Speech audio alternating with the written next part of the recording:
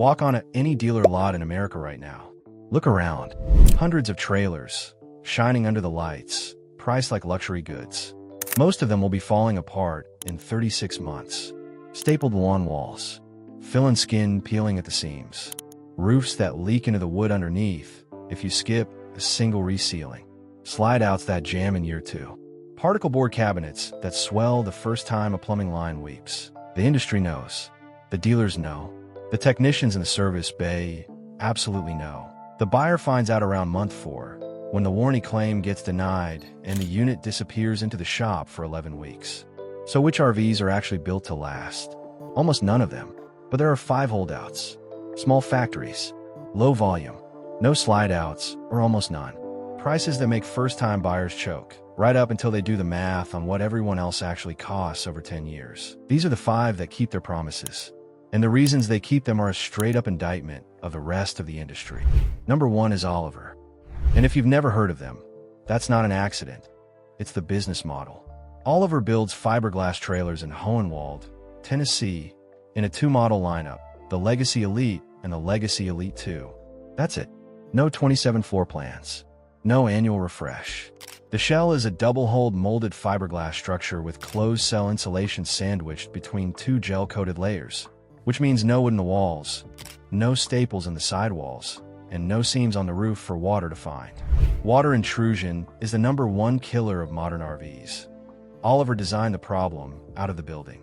Owners on IRV2 and the Fiberglass RV Forum routinely post pictures of 10 and 15-year-old Olivers that still look nearly new, and the resale numbers back it up.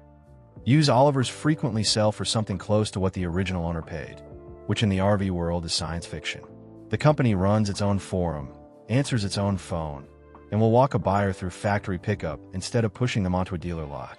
That right there eliminates the single biggest failure point in American RV ownership: the dealership service department. But here's what really separates Oliver from the Thor Forest River Winnebago universe. There is no conglomerate. No shareholders screaming about quarterly volume. No engineering by spreadsheet cost-cutting, where some bean counter swaps a real component for a cheaper one halfway through the model year, and nobody tells the buyer. Oliver stayed small because small is the only way to build them right. And that's the part the industry doesn't want you to understand. Number 2 is Escape. Escape trailers are built in Chilliwack, British Columbia, and they show up on every serious fiberglass trailer shortlist for a reason. Molded 2-piece fiberglass shells, no wood in the structure, hand-assembled interiors, and a model lineup that's barely changed in a decade. You can order an Escape in a 5.0, 17, 19, 21, or 23-foot configuration, build it the way you want, and wait, because these are built to order, not pulled off a lot. The wait list runs long. Owners accept that because they know what the alternative is: a stick and staple trailer that will need its roof resealed before the loan is paid off. Look at any Escape resale thread on escapeforum.org, and you'll see the same pattern as Oliver. Used units holding their value, often selling for close to original MSRP, sometimes over it when the wait list gets long enough. The Reddit thread asking why Escape trailers are so expensive gets the same answer from every owner who chimes in. Because nothing else at that size is actually built the same way. Escape doesn't advertise much. Doesn't do the RV show circuit the way the big conglomerates do. Doesn't need to. Word of mouth among people who camp more than twice a year does the marketing for them. And that tells you everything about the gap between what the RV industry sells and what it could build if it wanted to. Number 3 is Bigfoot. And this is where the retention payoff sits, because Bigfoot is the one almost nobody on the big dealer lots will even mention, and it's arguably the toughest trailer on this list.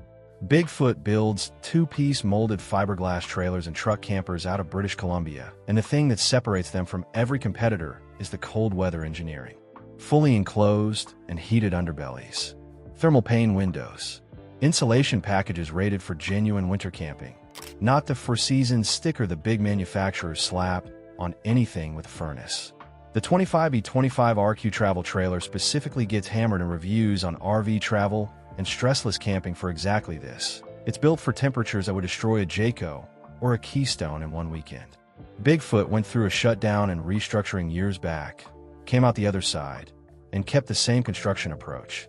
That alone should tell you something. Most RV companies respond to financial pressure by cheapening the product. Bigfoot came back and built them the same way. A used Bigfoot in clean condition asking $93,000 isn't a joke on Truck Campers Reddit. It's the actual market, because buyers know what happens to a stick-built trailer after a Canadian winter and what happens to a Bigfoot. Nothing. That's the answer. Nothing happens to the Bigfoot. Meanwhile, your neighbor's brand new Grand Design is at the dealer getting its slide reseal done for the second time in 18 months. You want to know why the big manufacturers don't build like this? Because they can't make the margins. Because fiberglass molds cost real money and stapled lawn walls cost almost nothing. Because the industry figured out 30 years ago that a buyer who trades every 4 years doesn't notice the roof is rotting. Bigfoot never got that memo, and that's exactly why it's on this list. Number 4 is Casita. Built in Rice, Texas, in a factory that still assembles every trailer by hand. And you can tour it, which is something no Thor brand will ever let you do. Casitas are small, 16 or 17 feet, under 3,500 pounds. Two-piece molded fiberglass shell, same construction philosophy as Oliver and Escape, but at half the price and a third of the size. The handmade process Casita publishes on its own website isn't a marketing line. Owners on the Casita subreddit and Fiberglass RV forum confirm it, and they're a famously tough crowd. The good and bad thread on RV forum lays out the honest trade-offs. The interiors are Spartan, the bathrooms are tiny, the storage is limited. Nobody buying a Casita cares. They're buying it because it will outlive their tow vehicle. Because the resale value is almost insulting to anyone who bought a comparable Coachman the same year. Because the factory has been doing the exact same thing, the exact same way, for decades, and there is no private equity firm in the background looking for ways to shave $30 per unit off the materials cost. That last sentence describes almost every other company in this industry. Casita's existence is basically a 30-year protest against the way RVs are now built. And every used Casita on Facebook Marketplace selling in 3 days for near original price is the evidence. Number 5 is Airstream. And this one needs the honest version, not the Instagram version. The aluminum shell is real. The riveted construction is real. The 40 and 50-year-old Airstreams still rolling down American highways are real. And no Thor-built trailer from 2024 will ever see that kind of longevity. But Airstream is also the only company on this list that's owned by a conglomerate, Thor Industries, and that matters. Owner threads on Air forums and ERV2 over the last several years have turned increasingly blunt about interior quality issues, service experiences that feel like any other Thor brand, and sticker prices that have climbed faster than the build quality has. The shell is still the shell. That part of the legend is intact. A properly maintained Airstream will hold up longer than almost anything else on 4 wheels. And the resale data proves it. Used Airstreams 10 and 15 years old still commanding prices that would shock anybody used to the Jayco depreciation curve. But buyers who assume the Airstream name still means handmade perfection the way it did 40 years ago are setting themselves up. The newer the unit, the more you're paying for the badge, and the less you're paying for what the badge used to mean. Buy used. Buy inspected. Buy one old enough that it was built before the cost accountants took over. That's the Airstream that earns its place on this list. The 2025 off the showroom floor is a more complicated conversation. Here's what ties all 5 of these together.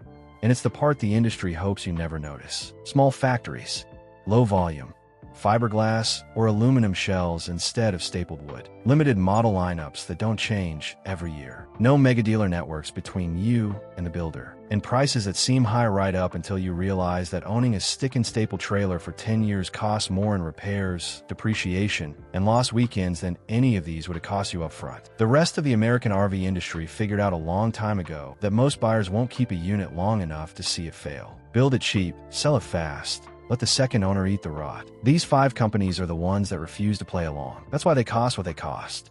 That's why the wait lists are long. That's why used units sell for nearly new prices. And that's why, if you're about to sign paperwork on anything else, you should stop and ask yourself one question. Why does the guy on the dealer lot keep steering you away from the brands nobody on the lot sells? The answer is the whole video. If you want more of the truth the RV industry would rather you never hear, subscribe. There's a lot more where this came from.